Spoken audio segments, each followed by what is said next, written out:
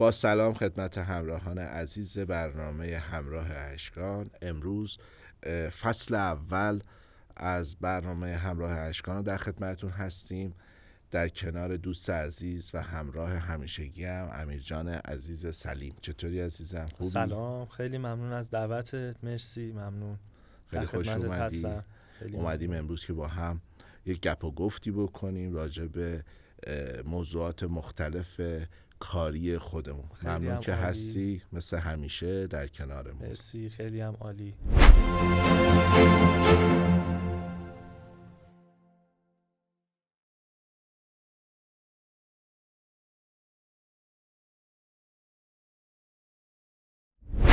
ما بعد از اون قضیه که پیش اومد رفتیم جنسای برنامه کار چیزو درست کردیم که از قوم و اینا با اون دوستانمون که اونجا کار میکردیم اومدیم، همون روزا بود تو همش فکر میکردی که آقا چی کار کنیم که گیر کسی نیفتیم.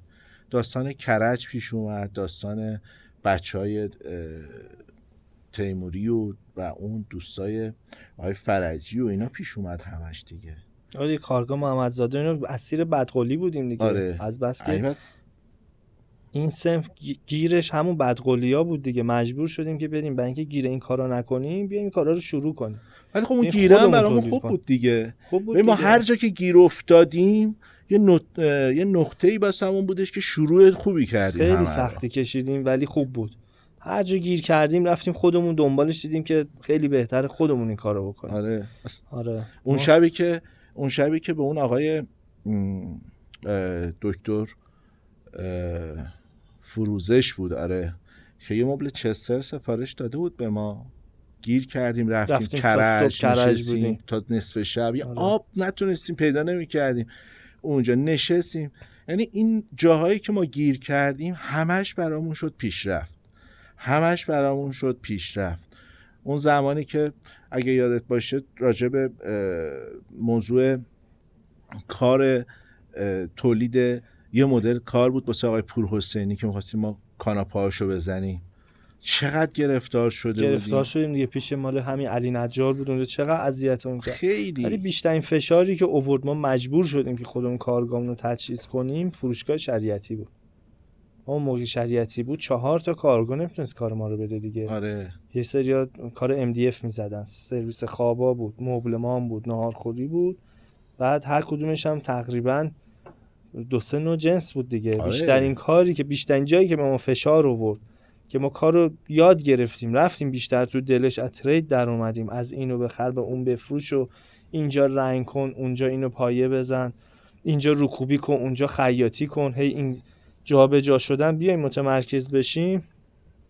این بودش که سپنتا اونجا خیلی به ما فشار آورد و اینکه این فروشگاه خیلی چیز کرد، خیلی چیز اونجا از دست دادیم، قراردادمون به هم خورد باهاشون و اینا، ولی به ما از این جهت خیلی کمک کرد. تمام سیستم ما رو روشن کرد که ما میتونیم همه این کارا رو خودمون بکنیم. چون میرفتیم تو کارگاه دیگه دیدیم آقا اینو بزن، میگم من نمیتونم بزنم.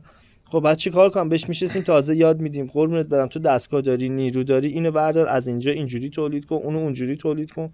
همه علم و دانش رو تقریبا خودمون داشتیم، فقط نیروی کارش رو نداشتیم.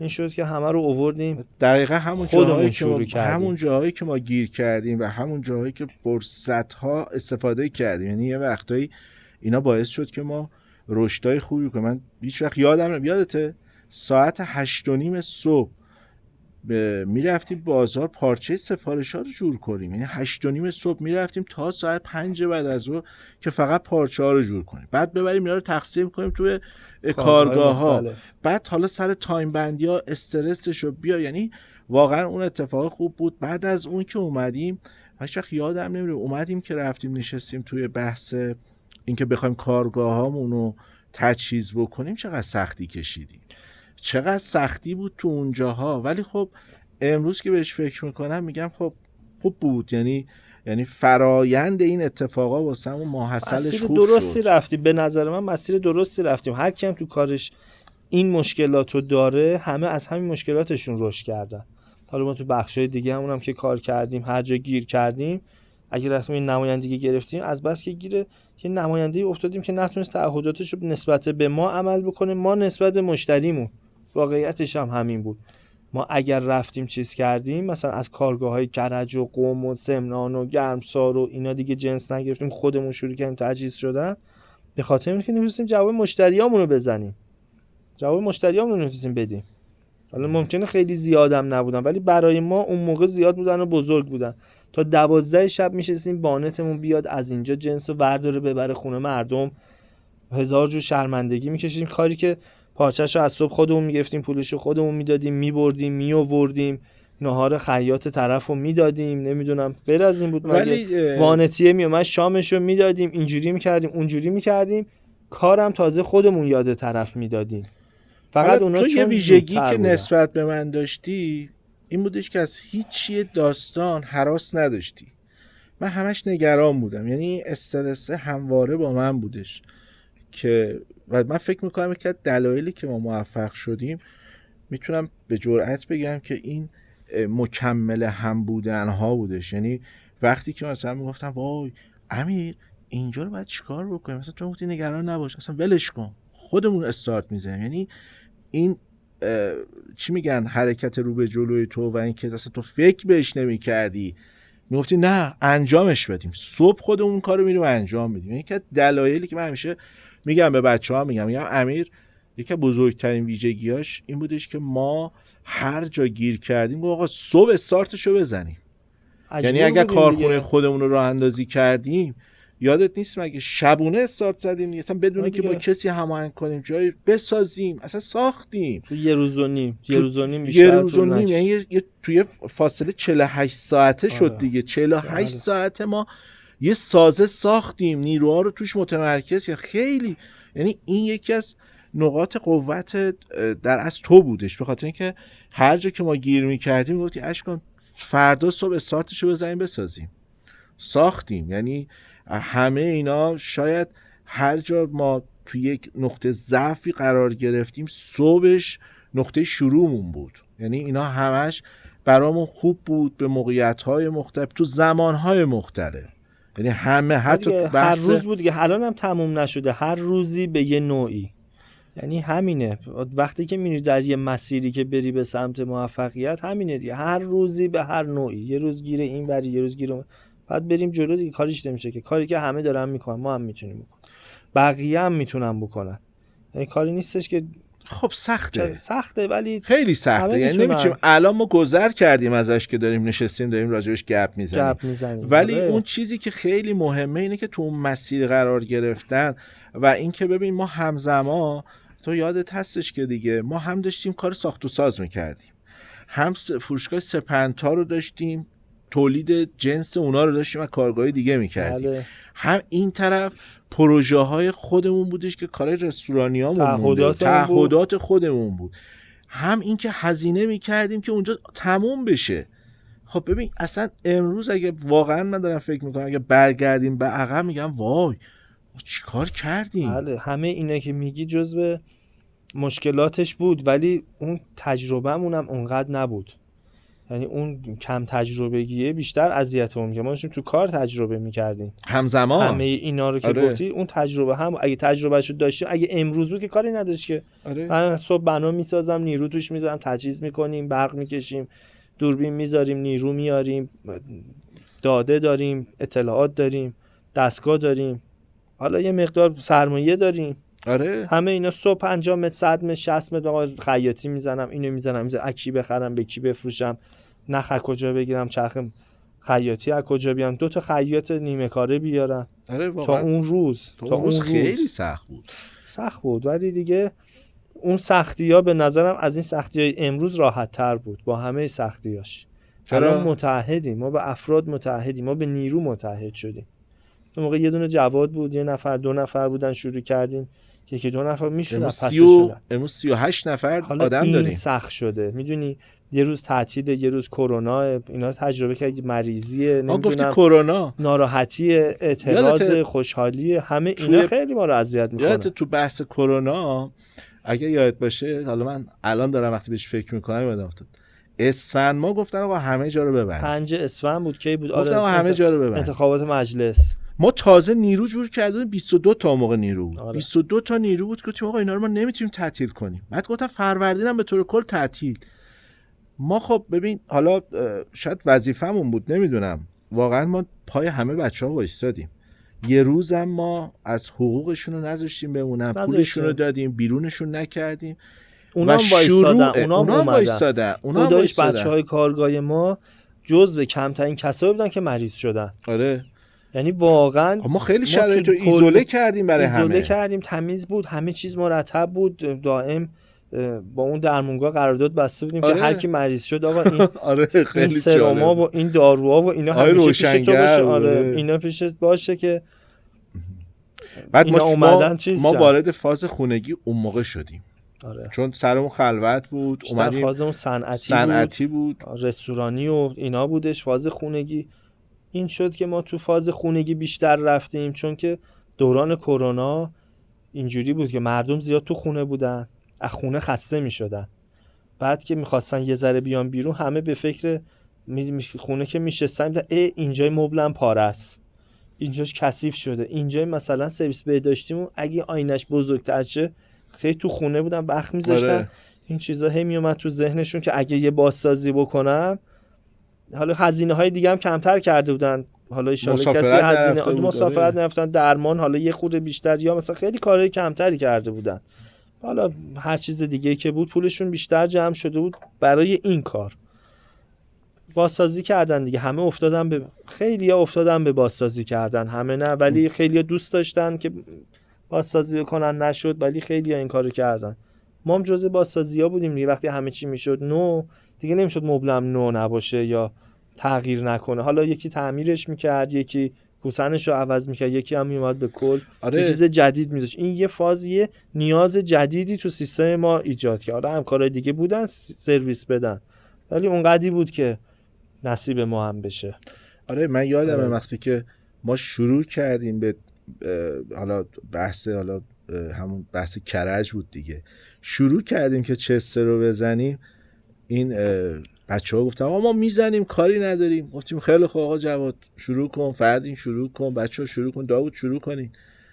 من یادم نمیره که ما 8 روز روی کلافش و روی زیرسازیش و روی کوبیش و اینا وقت گذاشتیم. ماحصل کار یه چیزی در اومد خیلی جالب بود که بعد دیدیم که نه، حالا بیا یه مبلی داشتیم میزدیم اسم شکیبا. من یادمه که اومدیم تو بحث کلافه که ما تقریبا چند روزی وقت گذاشتیم که آقا مثلا این کلافه چجوری در بیاد، بد نشه، اون نشه، این نشه، اندازه. آقا شروع کرد زد، دیدیم ای بابا این که میخواد بشینه نصفش بیرونه که. آره. بعد این اومدن نگاه میکردن خب آقا شما که اینو زدین. خب میدونی یه کاری هم که ما کردیم، ما نیومدیم الگو برداری کنیم. حالا مثلا کسای دیگه میرفتن مثلا یه مبل رو میخریدن، میآوردن همون رو میشکافتن، مثلا دوباره رو هم اندازه و متر میزنن، ولی اینا همش ساخته و پرداخته زاده خودمون بود. آره دیگه ما گفتیم آقا اینجوری کپی برداری میکردن. آره. ولی ما کپی نکردیم، ما اومدیم همون رو مثلا جریان مبل بچه‌ها گفتن که آقا چرا اسم اینو گذاشتی شکیبا؟ گفتم آقا شکیباست دیگه، چند روز تو این مشقت کشیدین که این در بیاد. 8 روز. یه شب ما نهار دادیم، عصرونه دادیم، شام دادیم، بعد یهو داداش فردین پسره بود اسمش چی بود کوچیکه که اومده بود کمک میکرد، اسمش یادم رفته بود چی بود داداشش، سجاد. آره یهو گفت آقا ساعت 2 شب دیگه ما بریم. گفتم دارن تازه میشکافن کجا بری؟ دوباره رفتن، دوباره شکافتن که اون مدل در اومد. مبلی بود که رو کاغذ کشیده بودیم، نقاشی کردیم که آقا اینو اینجوری در. من همیشه میگم که یکی از بزرگترین نقاط قوت ما این بودش که امیر هیچی واهمه نداشت. یعنی واقعا تو این زمینه خیلی یعنی شاخص بود، یعنی هیچ وقت گفت آقا نیست اب نداره، فردا اینو استارت بزن، مهم نیست، بندازیم دور، دوباره درست کنیم. یعنی من اگر بودم، من همیشه میگم من خودم نسبت به این قضیه خیلی همیشه نگران بودم. آقا ما دیگه نمیتونیم که انقدر کارو لفتش بدیم انقدر، ولی واقعا تو بعضی از مواقع میشه گفتش که به جرئت پشت کار و صبوری و اینکه ما بیایم تحمل کنیم و این تحمل رو داشتیم و این صبوریه رو یه جاهایی من کمتر ولی تو بیشتر داشتی. این خیلی به ما کمک کرد. آره خب ما اینا که داشتیم به خاطر اینکه کار صندلیمون قوی بود. کار صندلیمون میز و صندلی کافه، میز و صندلی و اینا حرف رو گفتن داشتیم، حالا به واسطه یه سابقه‌ای که از قبل شما داشتیم بود و اسم و رسم و ایناش که بود، بالاخره ما با کار صندلی سیستممون رو می‌بردیم جلو. یعنی سرویس غذاخوری یا سرویس ناهارخوریمون که هر جا می‌خواستن مصرف بکنن توش اطلاعاتمون، نمونهمون، مدلمون، دانشمون قوی بود. این سیستم داشت کار خودش رو می‌کرد. اومده بودیم توی مبل، نجار ما اصلا یه طرح نجار دیگه‌ای بود. اشتباهات زیاد کردیم ولی مهم نبود. بقیه میرن یه مدل میخرن، اندازه میگیرن، بعد مثلا کپی برداری میکنن، کپی میکنن، درست میکنن. دیگه اندازه نمیخواد که آقا سایز کفش 44 معلومه چند سانته. دیگه نباید بری یه دونه بخری بیای درستش کنی کپی کنی که حالا یه گوشه‌هاش هم تغییر بده. ما این تغییر دادیم، ما کپی کاری نکردیم. هر چی درست کردیم یه مدل خوش مدلی که دیدیم در دنیای بین‌الملل که دیزاینشون از دیزاین ما قبلا قوی تر بود. الان بچه‌های ایران همه قوی تر شدن. اصلا کاری که ما کردیم دانش بچهای خودمون رو آوردیم بالا. آره همه جا اصلا کپی کنن. از همه کارا وایسادن گفتیم آقا نداره اندازه معلومه دیگه، این یه سایزی داره، اینجوریه، یه ارتفاعی داره، یه استانداردی داره دیگه، استانداردی که به بدن یه ایرانی بخوره. استاندارد یه بدن ایرانی با یه آدم هلندی فرق میکنه، با یه آلمانی، با یه داچ فرق میکنه. استاندارد بدن ایرانی با یه دونه مثلا چینی فرق میکنه. تو ماشین چینی که میخری پدال پاتو که میذاری این وقت سمت چپ که میذاری نصفش رو ترمزه، ولی ماشین آلمانی بخری جا داری نشسته یه خورده برای ما همچین اندازه است و فیگور تن ماست، فیت تن ماست. ولی مثلا یه سری مثلا از چین یه چیزی میخریدن، یه برندی رو میخریدن، بعد میافتن چینیشو میآوردن، بعد دوباره میشکافتن درست میگه بازم کوچیک در میومد.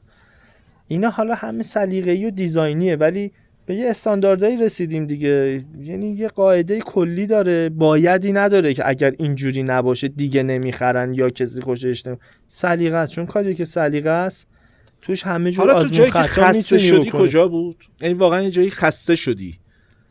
ممکنه یکی 2 روزی 3 روزی خسته شدیم ولی که مثلا گفتی ای بابا اصلا به درد ما نمیخوره، نمیدونم دوست نداشتی، یعنی میدونی خسته شدی، یعنی کم آوردی؟ نه واسه این نداشتم، واقعا نداشتم که بگم نه دیگه اصلا جمعش کنم یا اینجوری باشه و اینا. نه نداشتم که بگم واقعا جمعش کنم و اینا. شاید هم الان حضور ذهن ندارم، بعدن فکر کنم بهت بگم. نمیدونم میدونی چرا میگم اگه الان به اون روزی که فکر کنی که بگی من اصلا کلا میخوام جمعش بکنم دیگه، مثلا اگه من یه بار دیگه بگن آقا برو 10 ساعت پیش دوباره بیا، همین کارو دوباره شروع میکنم. شاید زودترم شروع کنم، شاید زودتر مثلا اون 10 روزم دیگه مثلا نمیرم از کارگاه فلانی و فلانی که متحد بودم خرید کنم، حالا میخریدم جنس جور. اونم خودش یه نوع کاره ها، اونم خودش یه نوع سیستمه، خودش یه کار قدیم خودمون دیگه. به چند تا کارگاهی توانایی خیلی بالاییه، همه چی میشه، فلز میتونی بزنی، شیشه میزنی، سنگ میزنی، هم پارچه میزنی، چوب میزنی. ولی ما دوست داشتیم خودمون باشیم. ما می‌خواستیم توی یه مجموعه بشه به خاطر کیفیت، به خاطر اینکه کنترل کنیم. میدونی یه روزی یهو ولی سخته. آره دیگه، مثلا ما همونم میدادیم، اون طرفم می‌خواست اینو تولید کنه، ولی مثلا نجارش یهو یه ذره چسب کم میزد، اون روز حالش خوب نبود، یه ذره چسب کم میزد. میدونی ما با هم وصل بودیم، اون شرمنده ما شرمنده اون، این میشد ایراد میومد تو کاری. آدم همون یه کار خراب میشد. یاد چی افتاده؟ دبی بودیم، رفتیم تو اون بازار چینیا، می‌خواستیم از دبی. یادتون رو چی گفتی نمیشه یه کاری بکنیم ما اونجا صادر کنیم، یادته؟ آره. گفتم نه بابا ما از ایران صادر کنیم دبی، اینجا بفرستیم آلمان، اگه میشه، مگه داریم. یعنی اون فکر کنم مال چند سال پیشه، مال سال 2012 بود. آره شاید هم 2009. آره تو همین سالا 2009 بود. دبی بودیم، رفتیم اونجا رو، اونا رو نگاه کردیم. آره مال سال 2009 بود. ولی اینکه اون شبی که خونه شما بودیم، آره نشستیم، گفتیم من دارم میرم دبی، میخوام یه کارایی بکنم. اون اتفاق چی شد که ما رفتیم، یعنی اصلا وارد بحث صادرات شدیم؟ چون هنوزم به نظر من گاهی وقتا مطرح کردن صادرات فرنیچ، یعنی مبل، میز، صندلی، واقعا میگیم برای خیلی غریبه. میگم واقعا تو این دنیا از ایران چجوری خب چی شد؟ یعنی از کجایی به نظر؟ یعنی میدونم که تو واقعا همیشه تو کار واردات بودی، پدرت بوده، برادرت بوده، عموت بوده، ولی تو بحث صادرات نبودیم و ما همیشه میخواستیم یه کار متفاوت و ارزشمندی رو انجام بدیم. خب به هر حال ارزآوری بود، به هر حال یه کار صادرات با واردات خیلی متفاوته. تو بحث صادرات مخصوصا کار ما که انقدر حجیم بود و اینا خیلی پیچ و خم داشت.